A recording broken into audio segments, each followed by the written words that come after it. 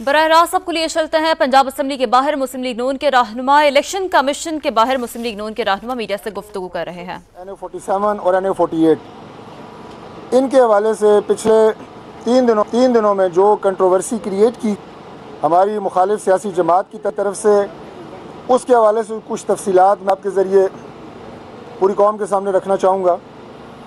20 फरवरी को हमारे इन तीनों हलकों के नोटिफिकेशन इस्लामाबाद हाई कोर्ट के डबल बेंच ने सस्पेंड कर दिए, मुअत्तल कर दिए। इस पे जो प्रोपेगेंडा क्रिएट किया गया पूरे मुल्क में पाकिस्तान तहरीक इंसाफ की तरफ से, वो ये था कि इन हलकों में कोई बेज़ाब्तगी हुई है और वो बेज़ाब्तगी हाई कोर्ट ने ट्रेस की है, जिसकी बुनियाद पर ये नोटिफिकेशन मुअत्तल हुए हैं।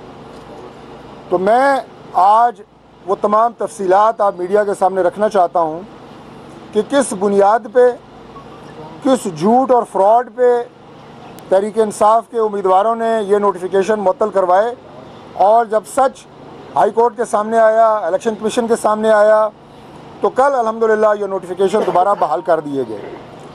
इसकी तफसीलात कुछ यूँ हैं कि 19 तारीख को तीनों हमारे मुखालिफ उम्मीदवार NA46, 47 और 48 जो इलेक्शन हार चुके हैं, वो हाई कोर्ट में पेश होते हैं और उनकी रिट पटिशन के ऊपर एतराज़ लगता है। और वो एतराज़ क्या है कि इस्लामाबाद में election tribunal, election commission of Pakistan कायम कर चुका है, लिहाजा इलेक्शंस के मुतालिक कोई भी शिकायत इलेक्शन ट्राइब्यूनल सुनेगा और हाई कोर्ट वो शिकायत सुनने की मजाज नहीं है। मैं चूँकि ये कानूनी नुक्ता है तो मुख्तसर तौर पर मैं इसकी तफसीलात भी आपके सामने रखना चाहूँगा कि जो ट्राइब्यूनल्स होते हैं ये पाकिस्तान में हर इलेक्शन के बाद इलेक्शन कमीशन ऑफ पाकिस्तान मुकर्रर करते हैं। इलेक्शन ट्राइब्यूनल आम तौर पे हाई कोर्ट के जजेस पे मुश्तमिल होता है। इस्लामाबाद का इलेक्शन ट्राइब्यूनल भी हाई कोर्ट के एक ऑनरेबल जज साहब की सरबराही में 17 तारीख को उसका नोटिफिकेशन होता है, जो ये नोटिफिकेशन मेरे सामने है, आपको मैं दिखा रहा हूँ। अब ट्राइब्यूनल बनने के बाद बाकी अदालतें इलेक्शन से मुतल्लिक केसेस क्यों नहीं सुनती, उसकी सिर्फ एक वजह है और वो ये है कि सबूत हर एक फ़र्द के पास होते हैं। फॉर्म 45 की बात हुई, मैं दिखाऊंगा आज फॉर्म 45 हम भी लेके आए हैं। अब दूसरे उम्मीदवार के पास भी फॉर्म 45 हैं, मेरे पास भी हैं। इसका तयन करना कि कौन से फॉर्म 45 असली हैं, कौन से असली नहीं हैं, ये ट्रायल कोर्ट का काम होता है। वहाँ पे शातें रिकॉर्ड की जाती हैं, एविडेंस होता है, और हाई कोर्ट ट्रायल कोर्ट नहीं होती इलेक्शन की, वो ट्राइब्यूनल्स में जाते हैं। ये नुक्ता एक्सप्लेन करने के बाद मैं आपको बताऊँगा कि 19 तारीख को उन्होंने क्या किया। ये डबल बेंच के सामने पेश हुए और वहाँ पे जाके इन्होंने झूठ बोला कि इलेक्शन ट्राइब्यूनल इस्लामाबाद का कायम नहीं हुआ। मैंने आपको 17 तारीख का नोटिफिकेशन दिखाया है और ये 19 तारीख को जाते हैं और कहते हैं जनाब कि ट्राइब्यूनल कायम नहीं हुआ। और जज साहब अपने इस फैसले में 19 तारीख को लिखते हैं, जज साहब को भी मैं उनकी तारीफ़ करूँगा इस्लामाबाद हाई कोर्ट की, कि उन्होंने अपना फ़ैसला शुरू यहाँ से किया कि चूँकि इन्होंने हमें बताया है कि ट्राइब्यूनल कायम नहीं हुआ, इसलिए हम ये मुकदमा सुन रहे हैं। वो फरमाते हैं कि office has raised an objection to the effect that the instant intra court appeal is not maintainable since the tribunal to hear the election dispute for Islamabad territory has already been constituted। ये एतराज़ लगाया गया, लेकिन इन्होंने जो कहा कि tribunal नहीं बना, तो जज साहब ने आगे लिखा कि since the learned counsel for the ECP who is in attendance of the court cell, court's call submits that a notification in this regard is yet to be issued by the ECP। इन्होंने वहाँ पे ECP के वकील को भी साथ में लाया, झूठ बोला कि notification is yet to be issued. बहरहाल अगले दिन जब पता चला इस्लामाबाद हाई कोर्ट को, तो उन्होंने अपने फैसले के अंदर ये लिखा कि given the fact that an election tribunal for the Islamabad Capital Territory has already been constituted through notification dated 17 February issued by ECP, it would not be appropriate to proceed further in the matter। ये 21 तारीख को Islamabad high court ने ये matter dispose of कर दिया, इस बुनियाद के ऊपर जो मैं आपके सामने रख चुका हूँ। और उसके बाद द अपील स्टैंड्स डिस्पोज। ये फ्रॉड था जिसकी बुनियाद पे इस्लामाबाद की 3 सीटों के नोटिफिकेशन मुअत्तल हुए। इस्लामाबाद हाई कोर्ट से इन उम्मीदवारों ने झूठ बोला, फ्रॉड की बुनियाद पे, बदनीति की बुनियाद के ऊपर इन्होंने ये नोटिफिकेशन मुअत्तल करवाए और कल इनकी झूठ और इनके गलत इल्ज़ामात जो इन्होंने इलेक्शन कमीशन के सामने भी लगाए थे वो भी साबित ना कर सके, जिसकी बुनियाद पे इलेक्शन कमीशन ऑफ पाकिस्तान ने कल इनकी जो अपील्स थी वो इलेक्शन कमीशन से भी डिस्पोज ऑफ कर दी और इस्लामाबाद के तीनों हलकों के नोटिफिकेशन अल्हम्दुलिल्लाह दोबारा बहाल कर दिए गए। चूँकि ये एक बहुत बड़ी कंट्रोवर्सी थी इसलिए इसकी तफसीलात आपके सामने रखना ज़रूरी था। इन्होंने बहुत झूठ बोला कि हमारे पास फॉर्म 45 हैं और दूसरे उम्मीदवार फॉर्म 45 उनके पास नहीं है।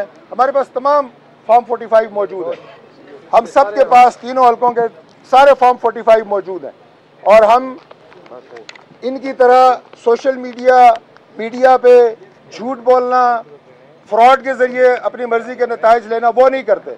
जिस फोरम के ऊपर हमसे ये फॉर्म मांगे जाएंगे हम ये पेश करेंगे और उसके बाद जो अदालती फ़ैसले होंगे, हमने इससे पहले भी माने हैं, इसके बाद भी माने हैं, हम हर अदालती फ़ैसले के पाबंद हैं।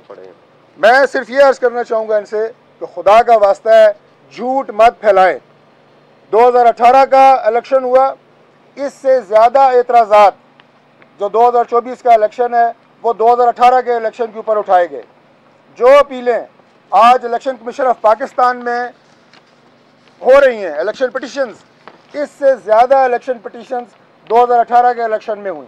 और आपको याद है कि अपोजिशन ने उस वक्त असेंबली में बैठने का बाइकआउट कर दिया था, लेकिन पाकिस्तान पीपल्स पार्टी और मुस्लिम लीग नून की क़यादत ने यह फैसला किया कि हम इनकी जालसाजी का, इनके फ्रॉड का मुकाबला पार्लियामेंट के अंदर करेंगे। और उसके बाद हम पार्लियामेंट में आए, एतराज़ात, इलेक्शन धांधली थी।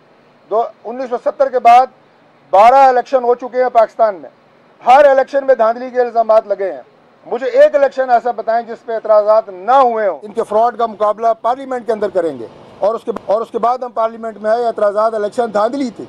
1970 के बाद 12 इलेक्शन हो चुके हैं पाकिस्तान में, हर इलेक्शन में धांधली के इल्ज़ामात लगे हैं। मुझे एक इलेक्शन ऐसा बताएं जिस पे एतराज़ात ना हुए हों। लेकिन आप केस टू केस बेसिस के ऊपर जाते हैं, आप उन हलकों के ऊपर फोकस करते हैं जिन पे आपको एतराज़ होता है।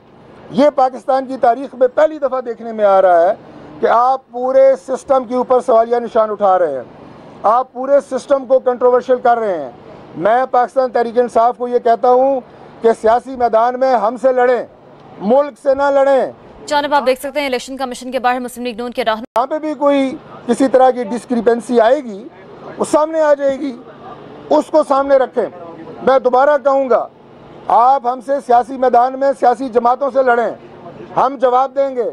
पाकिस्तान से मत लड़ें, पाकिस्तान के इदारों से मत लड़ें। यही इलेक्शन कमीशन ऑफ पाकिस्तान है जो केपी में भी इलेक्शन कराता है। वहाँ क्या इलेक्शन कोई इमाम काबा ने कराए हैं, जैसा कि मेरे उस्ताद मोहतरम सेनेटर इरफान सिद्दीकी साहब ने कहा है, इसी इलेक्शन कमीशन ने कराए हैं, इसी चीफ इलेक्शन कमिश्नर की ज़ेरे निगरानी हुए हैं। वहाँ सिवाय 4 या 5 सीटों के कौमी असम्बली की सारी सीटें आप जीते हैं। वहाँ सूबाई असम्बली में आपकी 2/3 अक्सरियत है, वहाँ तो आप खामोश हैं। इलेक्शन कमीशन भी अच्छा है, सिस्टम भी अच्छा है, इदारे भी अच्छे हैं, सब कुछ अच्छा है।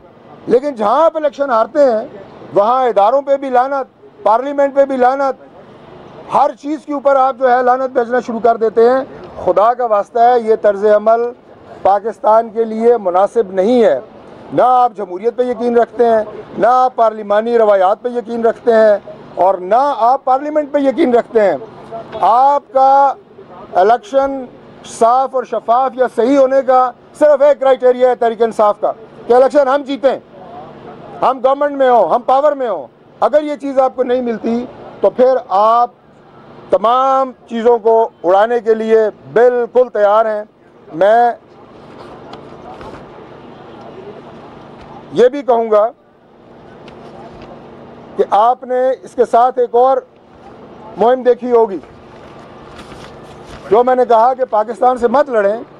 आपको याद होगा कि इनका मुख्तसर अर्ज़ करता हूँ कि जो वती इदारे इनकी बदमाशियों की ज़ात में आज नहीं आए, हमेशा से हैं। आपको जुडिशल कॉम्प्लेक्स के वो सीन याद होंगे कि जब इमरान खान साहब तशरीफ़ लाते थे पूरा एक लश्कर लेके, यहाँ पे पुलिस की गाड़ियाँ जलती थी, पुलिस के लोगों को डंडे पड़ते थे, पुलिस की इमारतों के ऊपर चढ़ाई होती थी, हम भी तो इन्हीं इदारों में पेश होते रहे हैं।